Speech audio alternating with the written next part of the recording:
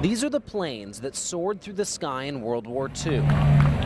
On the anniversary of VE Day, or the end of the war in Europe, the planes are once again soaring over the soldiers who served, 70 years after it all ended. Mickey Yankovic knows one of those planes quite well. The Shamokin native flew in a B-24 like this one as a radar operator.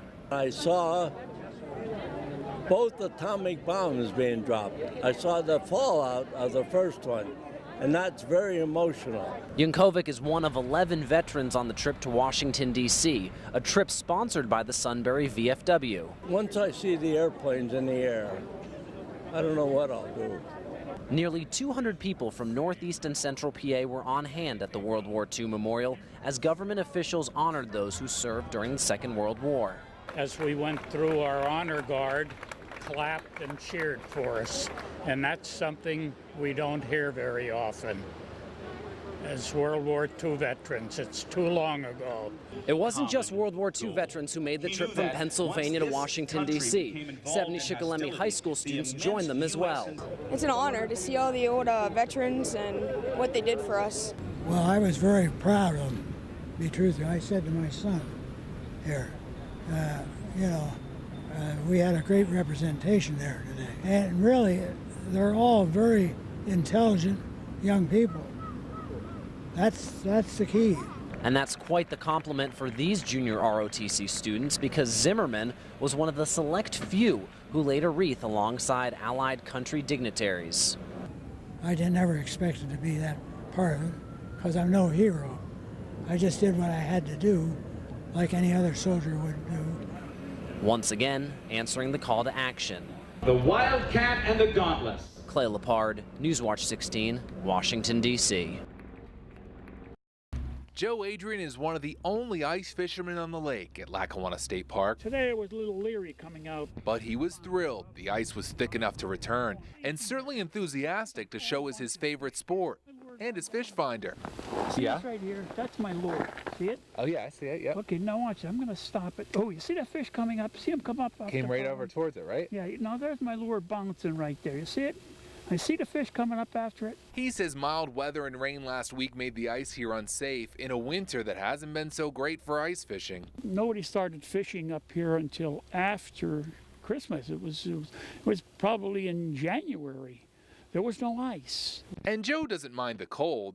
Oh, there he is. Especially when the fish are biting. That's what's fun about this. He's not paying attention to wind chills near zero.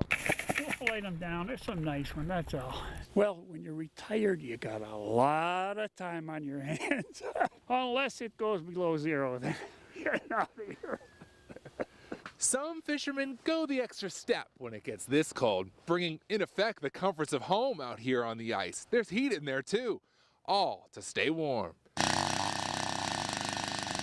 Jim Kilmer and his son Dylan of Carbondale get on the ice as often as they can. It's just thick enough to be safe here at the state park again. Cold like we're having now is vital to their sport. You don't mind it, do you? Nope, not one bit. Doesn't bother me. Today, as cold as it is, we'll drill a couple holes, we'll go get warmed up, drill a couple more, and then go back and get warmed up. This winter hasn't been the best on the ice, but the frigid forecast will be a big boost. I love it. I've been doing it since I was his age. It's not the start folks were hoping for at the 32nd annual Pittston Tomato Festival. It's like not the best weather for the tomato festival, but you gotta do what you gotta do. While outside the tents it was soggy, inside things were sizzling. Will that work? Okay, let me do that way. Artie Bacanari of Four Guys was cooking up sausage and peppers. Getting the hots on it. Something he's been doing at every tomato festival for years. The best part of the tomato festival is the food court. That's the best line, because I'm in it. Hey, come on. There's entertainment at the festival, games and other vendors too. But for almost anyone you talk to, it's the food that draws people in. Oh yes, the food is fabulous. Last year, 50,000 people visited the four-day festival in Pittston. I'm vegan, and I find something to eat every night. The tradition is just, again, being with people, serving people, meeting people, talking to people. Good. Thank you, sir. You all have a nice day. Take care. Chances are, if you're on Facebook, you've seen some posts from the Valley. The humor site pokes fun at everything, from the food to the winter weather. And this is the one man behind it all. Hey Dave, can we get some more light in here? There we go. So Ryan, you're the Valley. I am the Valley. Ryan Miscavige grew up in Wilkes-Barre, watching and noticing all the quirks for northeastern PA. Many of them became the inspiration for posts like this one. It's just how Pennsylvanians talk. We say batteries, we say crick, we say henner or no. There's just a lot of things in this area that I feel like people say.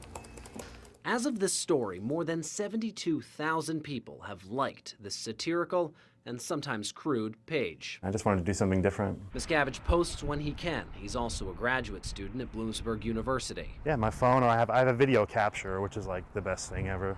And he's not holding back. What's untouchable for you and your page? Nothing. PennDOT and the potholes are probably the most popular target. You know the reputation of the area and just potholes in general. Full disclosure, that even means making fun of WNEP on more than one occasion. You've gone after everybody, haven't you? I definitely have gone after everyone, and especially the local weather stations. Why is that? Just to poke fun at it, really, to make people laugh. And the weather around here is pretty crazy, so I don't think anybody could really accurately predict it as much as we try. Building a brand whose product touches the core of the people of the Valley. Welcome to Talkback Feedback. I want to introduce you to a very valuable member of our team. This is Bill McCloskey. He's really the producer and photographer and brains behind the whole operation of Talkback Feedback. But Bill's on vacation this week, and I did not want to even do feedback without him. I just want to say that I'm glad when I see Rob Lowe on, and I think he does a good job, and I appreciated the fact that he told me when to cut back my roses. And I thank you, and I hope we have more of Rob.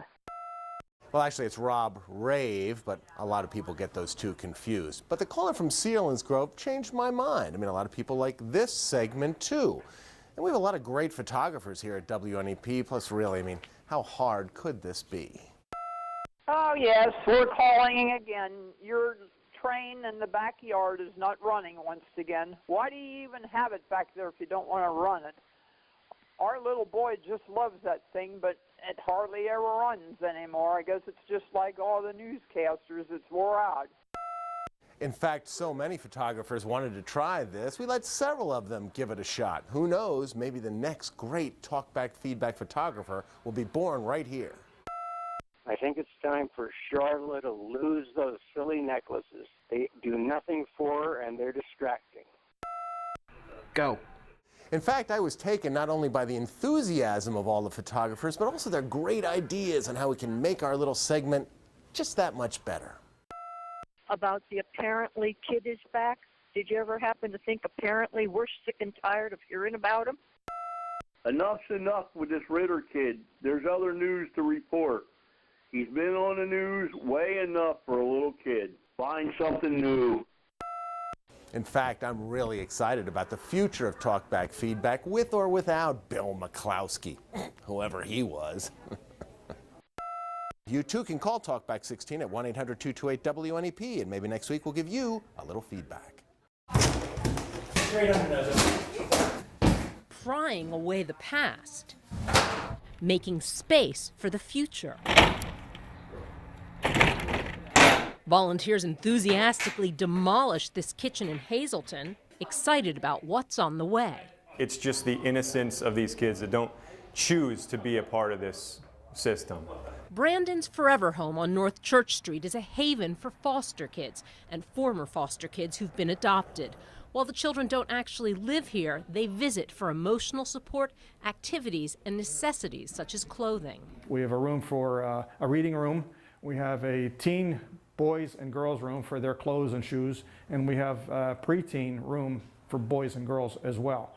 But while the 1909 house is a beauty, its kitchen was a nightmare. Our stove that was in the old kitchen, like we could only fit like little things in it. That was until this team of volunteers made it their mission to give Brandon's Forever Home a kitchen big enough to cook a holiday meal and host culinary classes for teens on the cusp of adulthood. When they get put into a family or into like a group home even, they don't learn that stuff. So it's good for them. They need to know it. Now that the demolition is winding down, there's a long list of things that need to happen before this kitchen's ready to cook in 2 weeks. We have a lot of community support that's going to make this happen. We've got contractors that are coming in, volunteers. When the kitchen's complete, it'll have 2 ovens, a big fridge, and a custom island. When we see it done, it's going to be closure for us, because we're gonna come in here and we're hopefully going to have the whole Brennan's Forever home and the family that they have come in, and we'll just toast to the new kitchen and all the great things that are to come. A new heart for a home dedicated to love. Suzanne Goldklang, Newswatch 16, Hazleton. 1.5 billion. Just when you thought the Powerball jackpot couldn't get any bigger. Over busy, like really busy. It did. It's a lot of money for, one person to win, so I hope, there's like 20 winners. Here in South Abington Township, Hitesh Patel has seen his business selling Powerball tickets inflate about 9 times more than usual. Thank you, sir. Thank you. Good luck to you. Bringing in more than just the usual customers. Nah, you might have to do more than kiss. As the jackpot crossed the $1 billion mark. When it was on Saturday, it was like all day, people coming in, but like weekdays, usually after 3 o'clock, it's constant. Newswatch 16 sat inside the convenient food mart and watched for an hour as 109 people walked through Patel's doors. The first customer I had in this morning, the first one, $200 Powerball. The first one I waited on this morning. And all but 4 of them bought Powerball tickets. I personally spent over $100. And while each and every ticket doesn't bring in direct revenue to the store, it has helped out his business. You might get new customers, who might like the store and they might come back, They might grab a hoagie or soda or something, you know what I mean? Coming back in hopes that their ticket ends up on the wall of winners. Let's hope it's a winner.